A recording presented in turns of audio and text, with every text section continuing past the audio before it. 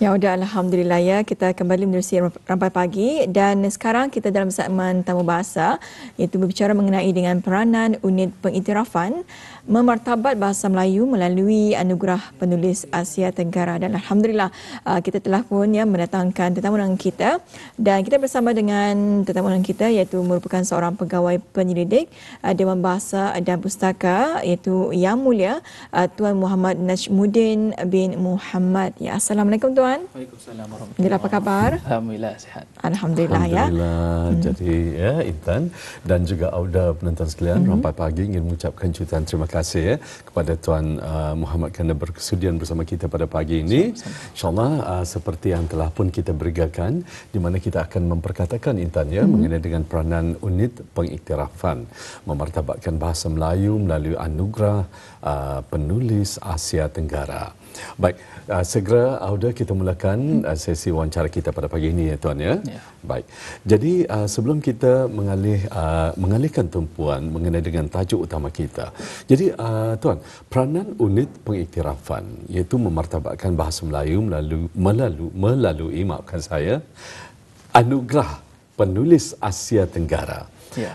Jadi dapatkah Tuan menerangkan terlebih dahulu mengenai dengan pengenalan ringkas mengenai dengan unit pengiktirafan ini? Silakan Tuan. Baiklah, alhamdulillah, terima kasih Tuan Daud. Ya. Sebelum berbicara lebih lanjut mengenai unit pengiktirafan, ada baiknya saya menerangkan takrif dan kepentingan pengiktirafan itu kepada umum. Dalam Kamus Dewan, pengiktirafan bermaksud perihal mengiktiraf, yakni status, kedudukan atau perihal menerima, mengakui dan menghargai pengakuan dan penghargaan. Dan menurut Kim Harrison, seorang konsultan, penulis dan pengetua syarikat komunikasi pengurusan, mengatakan dua aspek penting dalam pengiktirafan iaitu untuk melihat, mengidentifikasi atau menyedari peluang untuk menghargai seseorang, dan kedua, perbuatan fizikal untuk melakukan sesuatu bagi mengiktiraf dan memuji orang atas kerja baik mereka. Dan kepentingan pengiktirafan ini turut dijelaskan oleh seorang pengarah di Badan Produktiviti, menyatakan bahawa pengiktirafan ini akan menjadikan pekerja berasa lebih dihargai, secara tidak langsung dapat meningkatkan motivasi mereka untuk terus bekerja dengan lebih dedikasi dan memupuk semangat positif.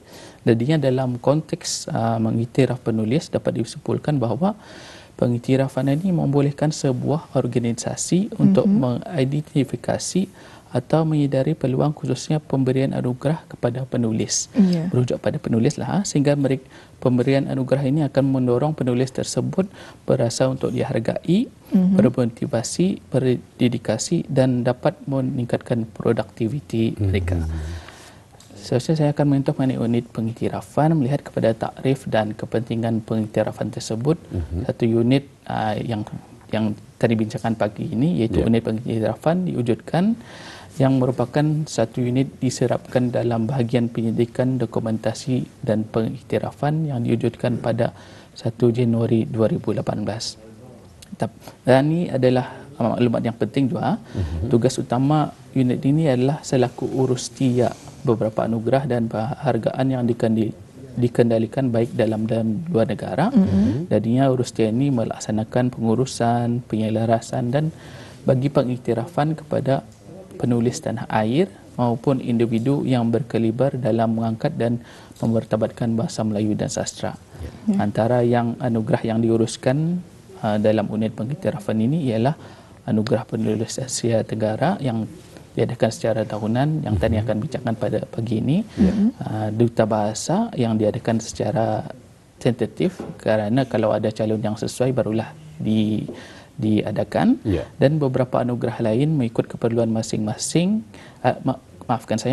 mengikut keperluan pelaksanaan organisasi luar. Jadinya organisasi tersebut akan bekerjasama dengan Dewan Bahasa dan Pustaka. Jadinya untuk pagi ini saya akan menumpukan pada perbincangan mengenai satu anugerah sahaja, iaitu anugerah penulis Asia Tenggara atau The Sea Right Award. Ya. Ya, Alhamdulillah ya. Kita telah pun dengarkannya secara ringkas mengenai dengan unit pengiktirafan dan juga ya mengenai dengan anugerah penulis Asia Tenggara. Dan mengenai dengan perkara ini, tuannya, mungkin tuan boleh jelaskan kepada penonton kita mengenai dengan anugerah penulis Asia Tenggara ataupun The Sea Right Awards dan juga bagaimana anugerah ini turut peranan dalam memartabatkan bahasa Melayu ni, tuan. Okey. Baiklah, terima kasih Puan Norrington. Sebenarnya anugerah penulis Asia Negara ini merupakan anugerah berprestij dari negara Thailand yang diwujudkan untuk mengangkat dan mengiktiraf penulis-penulis di rantau ASEAN. Ya. Anugerah ini mula diadakan pada tahun 1979. Pada awalnya disertai oleh 5 buah negara sahaja seperti negara Thailand, Republik Indonesia, Republik Filipina, Republik Singapura dan Malaysia. Dan pada tahun 1986, selepas 7 tahun, barulah negara Brunei Darussalam menyertai anugerah ini diikuti 5 buah negara ASEAN yang lain. Setakat ini, untuk makluman penonton, anugerah ini telah mengangkat 37 penerima anugerah daripada tahun 1986 hingga 2022 dan penerima tahun 2022 dijangka menerima pada tahun ini.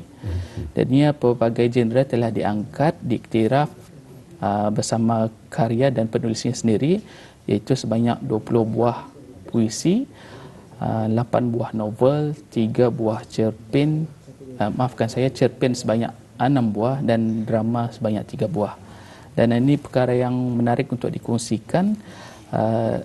Daripada 37 orang penerima tersebut, hanya seorang perempuan penerima sahaja dan tiga peranan daripadanya adalah terdiri daripada lelaki. Tentunya anugerah ini memberi impak yang positif kepada perkembangan sastra kesusastraan negara di peringkat serantau dan menjalin hubungan yang erat dan pertukaran pandangan bersama penerima anugerah Tanah Air dengan penulis ASEAN lain. Dia menyentuh mengenai memertabatkan bahasa Melayu. Anugerah ini dapat memertabatkan bahasa Melayu kerana karya-karya yang diangkat ini menggunakan bahasa Melayu sepenuhnya, selaras dengan kedudukan bahasa Melayu di negara Brunei Darussalam sebagai bahasa resmi negara. Selain itu, semasa penyampaian anugerah, penyampaian sajak maupun fragmen novel ataupun petikan cerpen dalam bahasa Melayu turut diperdengarkan dalam majlis tersebut. Ini membawa maksud penerima anugerah penulis Asia Tenggara telah membawa bahasa Melayu di peringkat serantau ASEAN dan negara-negara ASEAN yang lain. Dan anugerah ini juga telah mengangkat penulis Tanah Air setaraf dengan penulis peringkat serantau dan secara tidak langsung telah membawa bahasa Melayu iaitu bahasa utama penulis Tanah Air setaraf dengan bahasa warga negara ASEAN yang lain. Di samping itu, pengiktirafan karya penulis Tanah Air ini memperlihatkan bahawa bidang penulisan kreatif negara ini menggunakan bahasa Melayu berperanan penting bagi mempertingkatkan upaya mempertabatkan penguasaan bahasa Melayu. Jadinya dari penerangan saya tadi dapat dirumuskan bahawa anugerah penulis Asia Tenggara ini atau The Sea Right Award secara langsung dan tidak langsung memainkan peranan yang penting dalam mempertabatkan bahasa Melayu dan melalui penganugerahan kepada individu yang menghasilkan karya yang menggunakan bahasa Melayu tersebut dan kemudian dapat diperkenalkan kepada khalayak bagi peringkat tempatan serantau maupun antarabangsa. Baik, menarik sekali ya. Jadi mungkin Tuan sedikit pertanyaan, apakah semua penulis-penulis tersebut orang tempatan Ketan Hijau? Semuanya ya? Ya. Baik. Dan tumpuan kita pada hari ini Tuan ya, iaitu mengenai dengan anugerah penulis Asia Tenggara ataupun The Sea Right Award ya, yang tidak dinafikan merupakan anugerah berprestij dari negara luar. Jadi boleh Tuan terangkan mengenai dengan kriteria utama pencalonan penerima dan pengurusan pencalonan anugerah tersebut? Silakan. Baiklah, terima kasih. Sama. Antara syarat dan kriteria pihak penganjur, karya yang dihasilkan adalah karya asli oleh penulis, dan karya haruslah fiksyen dan kreatif dalam mana bentuk yang seperti saya nyatakan tadi, seperti novel, drama, cerpen dan puisi. Dan hendaklah tidak mempunyai sifat politik lah. Dan karya yang layak untuk pemilihan adalah karya yang diterbitkan dalam tempoh 3 tahun dari tahun pemilihan. Dan seperti yang saya nyatakan tadi, karya hendaklah ditulis dalam menggunakan bahasa Melayu sahaja, dan bagi penulis negara ASEAN yang lain menggunakan bahasa ibunda mereka lah. Dan ini merupakan kelebihan lah untuk penulis yang ingin menerima ataupun menerima anugerah ini. Mereka hendaklah mempunyai beberapa sumbangan kepada pembangunan budaya dan sastra di negara masing-masing. Kalau konteks Brunei Darussalam, negara inilah. Dari banyak sumbangan yang mereka berikan kepada budaya dan sastra adalah merupakan kelebihan mereka. Seterusnya, pengurusan pencalonan dan penyampaian anugerah penulis Asia Tenggara. Kami pihak Dewan Bahasa akan menerima undangan daripada Sekretariat Anugerah Penulis Asia Tenggara daripada Bangkok, Thailand. Jadinya selepas itu kami akan melantik panel penilai bagi negara Brunei Darussalam, iaitu panel penilai negara yang terdiri daripada Timbalan Setiausaha Tetap, Pengarah Dewan Bahasa, Ketua Bahagian Pendidikan, Dokumentasi dan Pengiktirafan, Pegawai Bahasa, dan beberapa ahli panel yang dilantik yang terdiri yang mempunyai kepakaran dalam pelbagai bidang, khususnya dalam bidang kesusastraan. Pada yang sama, pihak Urustia turut menjalankan pengurusan pemilihan calon dengan menyenaraikan karya kreatif penulis tanah air dalam tempoh 3 tahun tersebut. Selepas itu kami akan mengadakan pemusyaratan seperti mesyuarat penyaringan, kemudian mesyuarat penetapan calon penerima anugerah. Dan karya-karya yang terpilih ini akan dinilai sendiri oleh panel penilai, dan jika ada sudah calon yang layak, pihak Urustia akan menyediakan satu biografi khas lah yang diusahakan sendiri Urustia, kemudian akan diikuti dengan majlis menghargai, yakni sebagai pemakluman awal bahawa penulis tersebut akan menerima anugerah tersebut. Dan untuk menerima anugerah tersebut di Bangkok, Thailand adalah tertakluk kepada tarikh yang ditetapkan oleh pihak penganjur. Ya, Alhamdulillah ya. Kita telah mengetahui sedikit ya mengenai dengan kriteria utama pencalonan penerima dan juga pengurusan pencalonan anugerah tersebut. Dan seterusnya ni Tuan ya. Tadi Tuan ada menyatakan setiap penerima akan diterbitkan satu biografi penulis ataupun penerima anugerah. Jadi mungkin boleh Tuan terangkan kepada penonton kita dengan lebih lanjut lagi mengenai dengan biografi tersebut. Alhamdulillah, terima kasih. Seperti yang saya nyatakan tadi, memang setiap penerima akan diterbitkan satu biografi penulis yang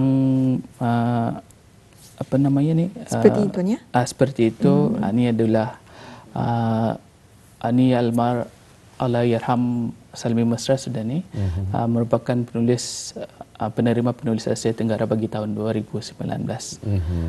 Jadinya dalam biografi tersebut akan diselitkan mengenai butiran peribadi, latar belakang pendidikannya, karya individu dan bersama penulis lain, karya eceran yang tidak diterbitkan dalam buku seperti majalah, surat khabar, jurnal dan lain-lain. Dan juga diselitkan mengenai tulisan tentang dan karya penulis yang sangat berguna kepada pengkaji dan penyelidik yang menjalankan kajian mengenai khususnya bagi penerima anugerah lah. Ini anugerah penerima anugerah bagi tahun 2021 Yang Mulia Haji Mursidi, Dr. Haji Mursidi Haji Muhammad atau nama penanya Mursidi MH sudah menerima anugerah tersebut. Selain itu juga dalam biografi tersebut diselitkan mengenai dengan sumbangan profesional dan aktiviti sastra mereka. Subtopik ini memperlihatkan sumbangan mereka dalam dunia sastra dan meningkatkan ketokohan mereka.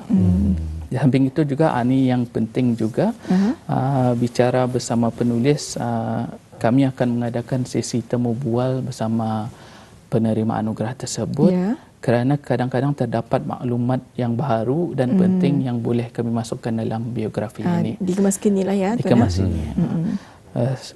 Dan dimasukkan juga majlis mengagai seperti yang saya nyatakan tadi sebagai pemakluman awal sebelum menerima anugerah di Bangkok, Thailand. Dan buku ini turut diperkenalkan dan diagihkan semasa majlis penganugerahan itu nanti sebagai inisiatif untuk mendedahkan penerima-penerima anugerah penulis Asia Tenggara kepada penulis negara ASEAN yang lain.